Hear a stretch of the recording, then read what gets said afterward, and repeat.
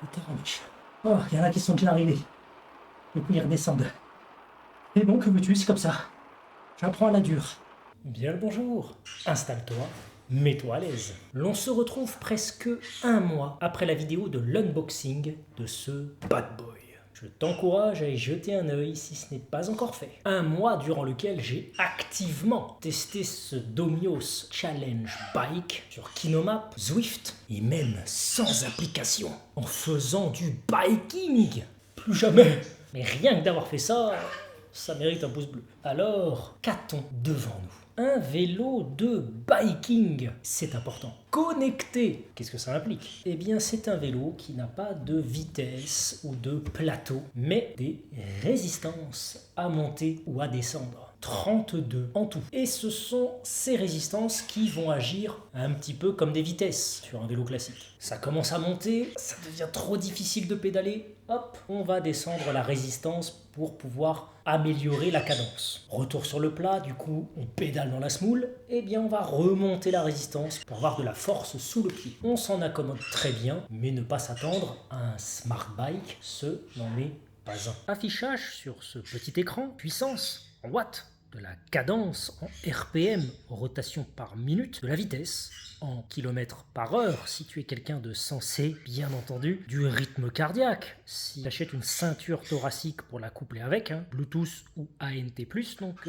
il y a du choix. Ce petit écran fait le travail pour du biking, mais lorsque l'on utilise une application, eh bien tout se passe directement sur l'écran, sur lequel est utilisé le programme. Et c'est tout de même plus confortable. Et oui, dès que l'on va utiliser un programme, ce petit écran ne sert plus à grand chose à part afficher la résistance de 1 à 32 donc. Un emplacement USB pour pouvoir brancher sa tablette que l'on pourra fixer sur ce porte-tablette en version paysage ou bien son smartphone que l'on pourra mettre directement sur le pad anti-glissement qui est prévu ici et qui fonctionne honnêtement très très bien. Avec Zwift Companion par exemple, eh bien c'est plus qu'appréciable. Alors j'ai parlé de biking, mais si tu es tout aussi pur que je l'étais, tu ne sais peut-être pas ce que c'est. Comme quelques images valent mieux que 1000 mots,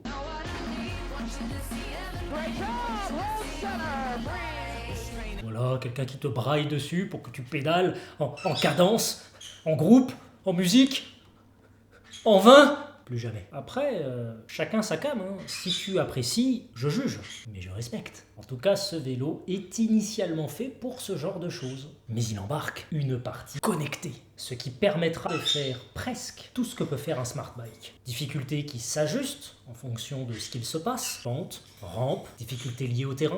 Mais on l'a vu, pas de changement de vitesse, mais de résistance. Donc tu l'auras compris, il n'y aura pas de changement de cassette, il n'y aura pas de réglage de dents avant-arrière. Un aficionado du vélo pourrait vite se retrouver limité de ce côté-là. Et oui, il ne pourra pas régler les sensations qu'il a sur son gravel préféré. Bon, alors n'y comprenant rien pour ma part en technique pure de vélo, eh bien je m'y retrouve tout à fait avec ces changements de résistance, qui sont honnêtement assez intuitifs à utiliser. Et après un petit mois d'utilisation, eh bien je ne me sens pas bridé par la bête. Par contre, je ne peux pas garantir que je ne le serai jamais. En ce qui concerne les réglages, eh bien c'est très facile à faire. Même s'il faudra sans doute tâtonner un petit peu pour trouver réellement sa position idéale. Aucun outil n'est nécessaire pour les réglages. Réglages micrométriques, s'il te plaît. Pour régler la hauteur ou la profondeur de la selle, il suffira d'utiliser les leviers qui sont situés à l'arrière ici, qui sont très faciles d'utilisation.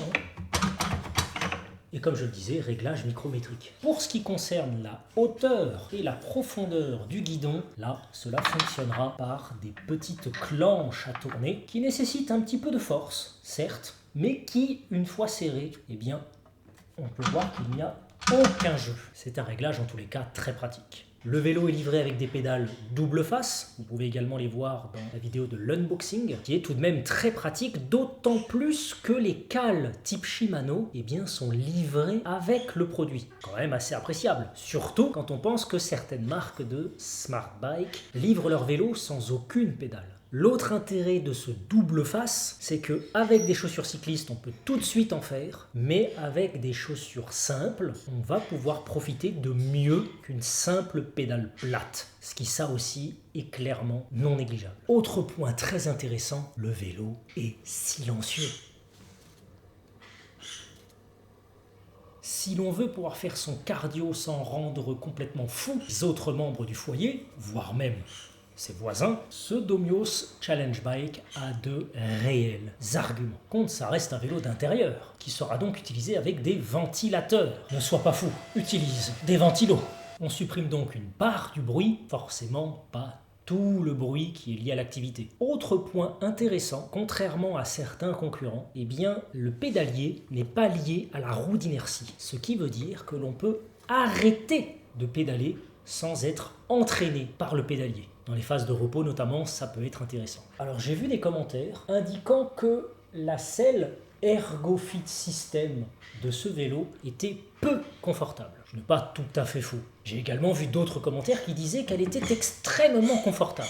Comme quoi, tous les avis sont dans la nature. Alors, je n'irai pas jusque-là, je dirais que c'est un petit peu comme un vélo de course normal. Il est fait pour être utilisé avec un cycliste, donc avec un renfort au popotin. À défaut, on peut rajouter un renfort gel directement sur la selle, ou cumuler les deux. Mais au vu de la quantité de transpiration qui est attendue, je dirais que ça, ce n'est pas une solution incroyable. Eh oui, il est beaucoup plus facile de laver son slip que sa selle entre deux utilisations. Et puis, si vraiment elle pose un problème de confort, il est possible de la remplacer très facilement. Donc pour moi, l'argument de la selle n'est pas forcément très recevable. Connexion aux applications que j'ai pu tester a été très rapide, fluide, automatique et pour l'instant, en tous les cas, sans déconnexion intempestive. Très bon point donc. J'ai trouvé la réponse du vélo assez fluide, rapide, et étant de toute façon un peu gamer, très rapidement, j'oublie que je suis en intérieur sur un vélo statique, même si la transpiration me le rappelle rapidement. Détail pour certains, point intéressant pour d'autres, et en tous les cas mérite d'être signalé, le branchement de ce vélo au courant se fait à l'arrière. Ce qui est très intéressant parce que lorsque l'on va suer, ça ne se fera pas directement sur le bloc d'alimentation, comme ce peut être le cas sur des smart bikes à 3 fois le prix de ce vélo. Que de bons points pour l'instant. Alors attention, on pense qu'il faudra une place dédiée pour ce vélo. Même si dans l'idée, il peut se déplacer avec ses roulettes, ce n'est absolument pas pratique. Oh oui, il pèse ses 60 kg. Je conseille fortement de lui trouver une place d'où il ne bougera pas. Je le déplace actuellement 3 fois par semaine pour libérer mon espace de muscu. Clairement, c'est une gageure. Il faut l'attraper, donc s'arc-bouter, ce qui n'est pas une position très saine pour soulever quelque chose. Et lorsqu'il va s'agir de le reposer, eh bien, il va chercher à venir nous grignoter un petit peu de peau au passage. Et oui, c'est peut-être sa façon de protester, parce qu'il n'aime pas être déplacé. Il nous agresse directement, disons-le. Peut-être qu'après Sharknado, eh bien, nous aurons Domios Challenge Bike Nado. Ça recommence. Je sais que vous avez peur. J'ai peur moi aussi. Personne ne veut se faire dévorer.